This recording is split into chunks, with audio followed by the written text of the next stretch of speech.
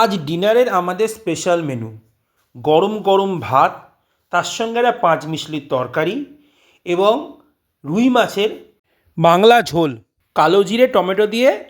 সত্যি কথা বলতে কি জানেন তো, সারাদিন খাটাখাটনির পর এবং সারাদিন রাস্তায় ঘোরার পর রাত্রে ডিনারটা যতটা লাইট হয় না ততটাই ভালো। মনও ভালো হয়, খেতেও ভালো লাগে।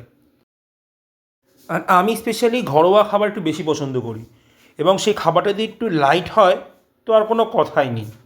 ভাতটা এতটা গরম, শুধু ভাত না, ঝোলটাও এতটা গরম যে ঠিক মতন মাখা যাচ্ছে না, মানে আমি ঠিক সেভাবে মাখতে পারছি না, তাই একটু অসুবিধা হচ্ছিল, কিন্তু আফটারঅল হয়ে গেল। কাঁচা লঙ্কা দিয়ে ভাতটা যখন মাখলাম না, আহ, দারুণ! অন্তত আমি তো জাস্ট সর্টেড।